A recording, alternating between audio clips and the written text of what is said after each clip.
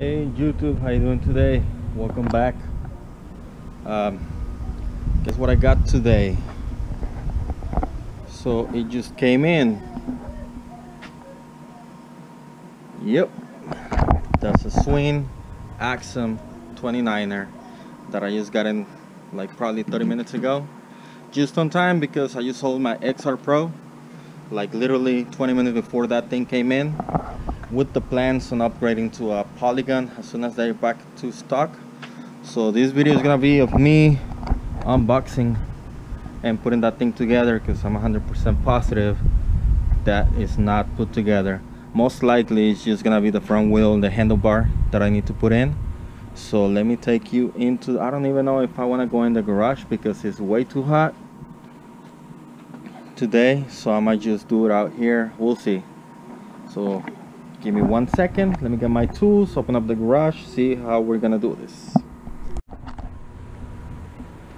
Alright, so I had to make a little room in my garage because we've been painting and changing the floor in my house and everything, so I got a little bit of a mess right here, and this is what I'm dealing with. So right now, that mongoose right there, I had that one since like 2005 when I bought it brand new, and now that I had the Mongoose XR Pro and I started upgrading it, I got a little bit of a feeling on how it felt like. So what I did to that one, to this one, I replaced this fork. It's a Lotus, thing's 120 millimeter of travel. Replaced the stem, one by with the IFX as well, and I upgraded to a bigger cassette. I think this is 11 to 42, something like that, which is way better than, yeah, 42 than the one that it came with. And from the XR Pro, this ram feathering. So this is a SRAM SLX4, I think, Durail X4 derailleur with the shifter and everything. So a little sentimental to get rid of that one. I know it's a 26er, but it actually performs really well. I had been using that one on the trails while I was upgrading the XR Pro. So that one is nice. I like the frame. It's a little heavy, but whatever. So let me get the box in here and set this up and see how we're gonna do this.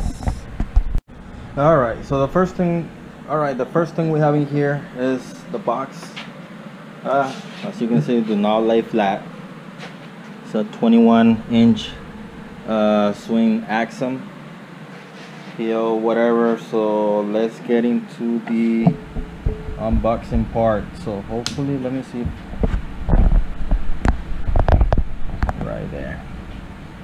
Let's see how this is.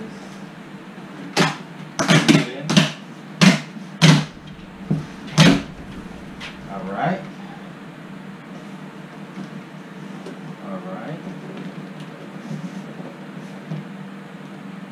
So far, really well packed. Comes with air. Tires are inflated, so let me move this bike out of the way. Put it on the side. And see what we're dealing with. Let's see what we're dealing with. So,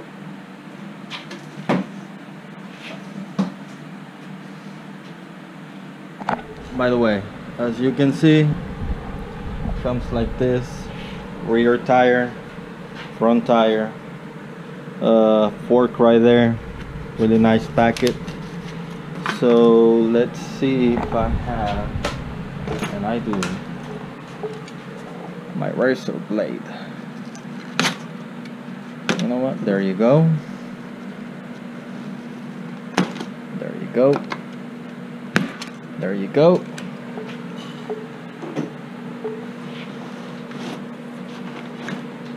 Set this over here so I can pull this out.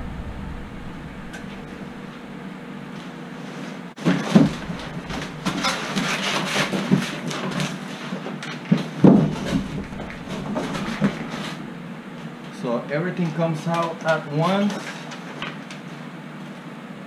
Got a few more tie downs brake. Let's do that carefully.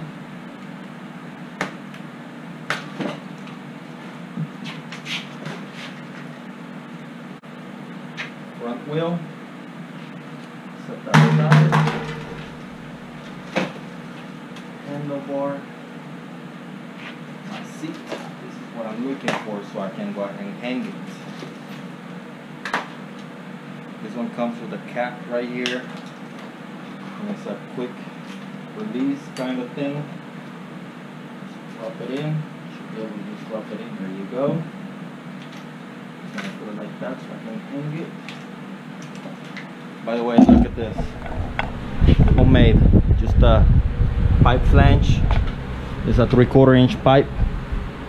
And it's a PVC thing, so 3/4 by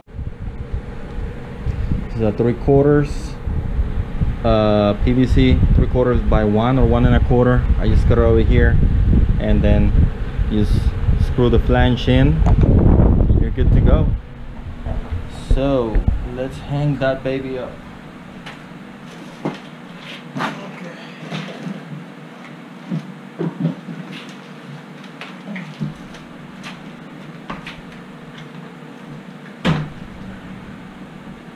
There we go. Alright, so the box is empty now. There's nothing left in it. So everything's right here. Good to go. And all I gotta do now is start taking all this tape out. So I don't want to bore you with this. So let me unwrap it and I'll be right back with you. Alright, so it's mostly unwrapped. Of course, you have the manual and everything right here. There you go. And of course, big bucks bikes, you gotta have this tag right here. So let's take that out of the way. Like I said, they have a lot of air. It's really well wrapped for the most part. So this is just the disc protector. It's 180 millimeters on front. I think it's 160 on the back. These are mechanical disc brakes. It's a 1x8 train. So 1, 2, 3, 4, 5, 6, 7. Yeah, 1x8. And this is a 11-242, just like the Mongoose that I have.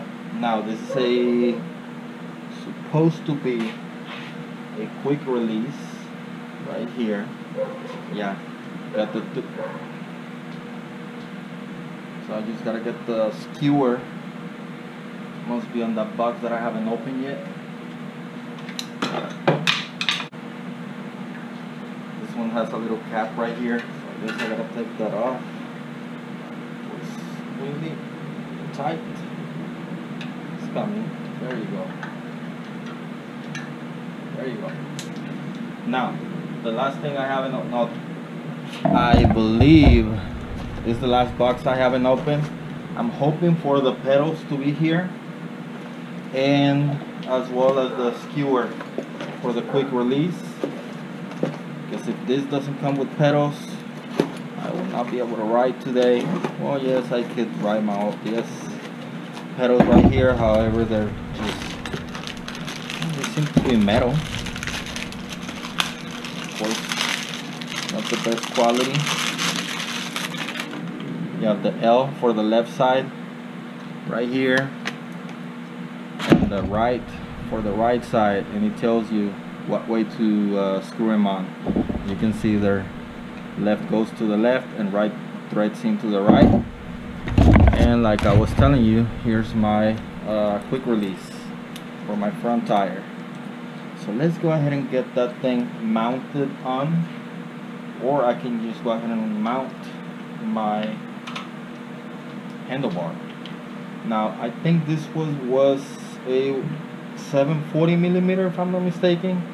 Now this is an axe shifter. It's alright, I guess. We'll see. Now the port is a Schwinn branded It has a lockout and preload. It's a little plastic cap for the 5mm. Now I gotta hold this because it's completely loose, just FYI. Completely loose. If my finger would have fit in there, I would be able to take it off.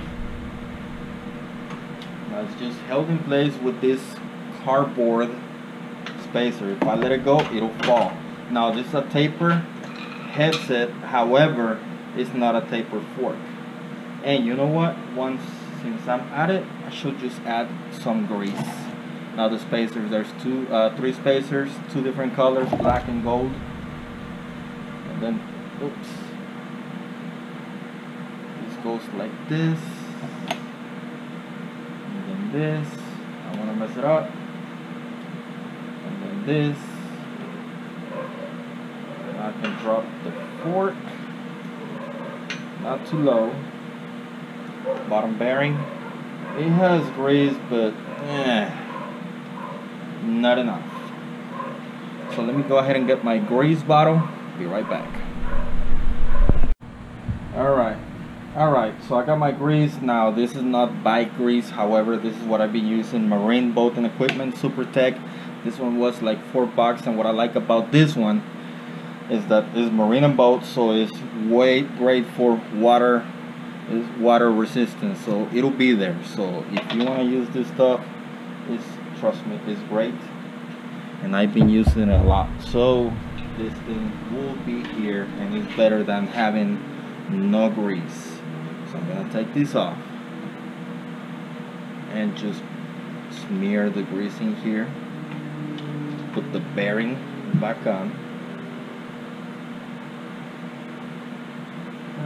Just prevent future wear or heavy wear. I'm gonna put this back on. This is the one from the bottom, and I'm gonna put grease on the actual bearings, the ball bearings. Whatever squeeze out, so I can just clean it up, but I'd rather have a lot of grease than not enough grease. So I think this will do it for the bottom. I'm gonna grease up the top two.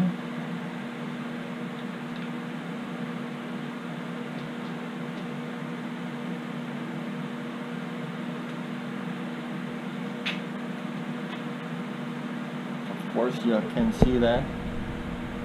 Can you see the top? Yeah, you should be able to see there. So I'm just greasing up the top where the ball bearings are at. And this is way better than what it was. So now, I'll put this thing back on. Now again, this is a straight tube, and you have a taper headset. I mean, not taper headset, taper tube. So it'll be way easy to upgrade to a taper fork in the future, which I will probably do. I don't know if I'm gonna do a taper fork, but I will definitely upgrade the fork to an air suspension, just because I got used to the XR Pro and that thing worked like a beauty. So I might just end up doing the same thing. Put everything back on. Got my spacers. Wipe off. Gotta make sure this is the right way, so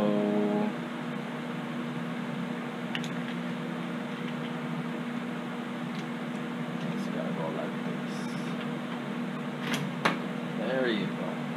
Now, for it to prevent to fall, you might want to put the stand cap on. This will hold it in place.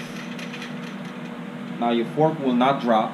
Now when you tighten that up, it'll tighten the bearings on the bottom to the tube, so it can spin freely. So let's just go ahead and tighten this right up. This will squeeze in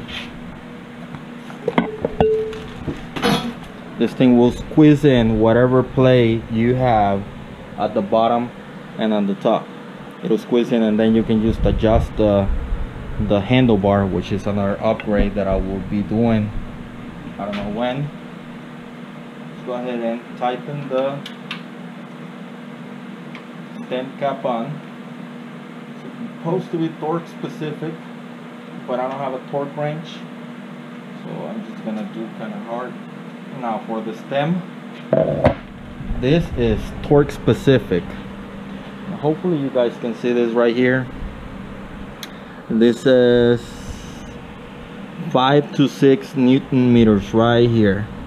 5 to 6 Newton meters. So if you have a torque wrench, you can just go ahead and set it up for I will go with 6 and tighten it.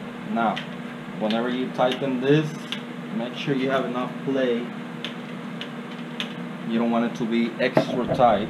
I feel a little bit of resistance right here, so I'm just gonna come back a little bit. There you go, much better. And you don't have any movement from the front to the back, so this is perfect. Now if you have the wheel, you can go ahead and align it and go ahead and tighten this up. By the way, this is for the stem cap, it's a 5 millimeter, and for this one right here, I'm pretty sure it's a 4 millimeter. So you can just go ahead and tighten top. You don't go ahead and tighten one all the way, just get it all the way kind of tight, and then go back to the other side.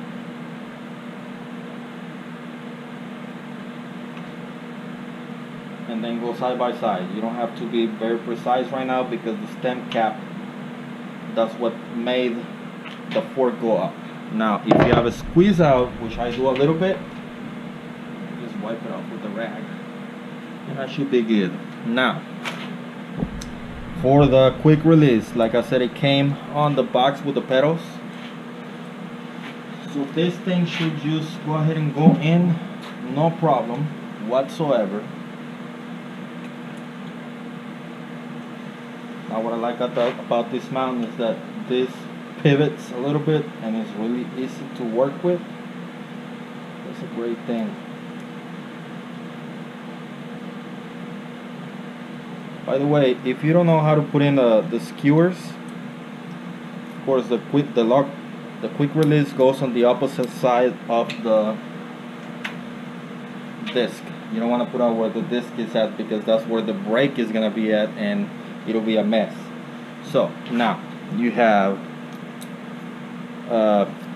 spring.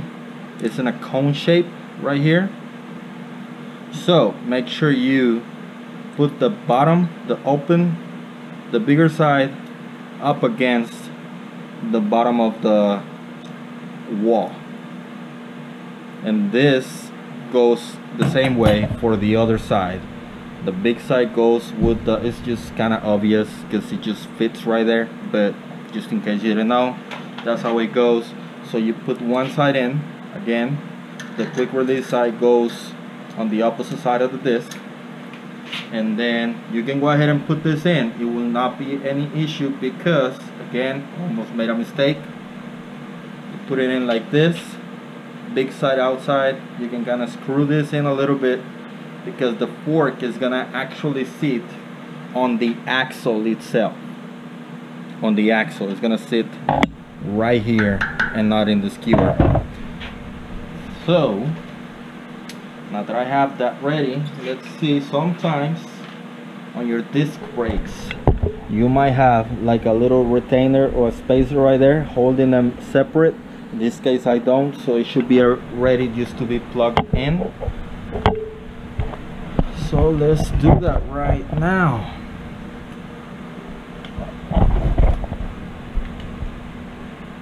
Yes, I have a mess in this garage. It's alright, I use everything.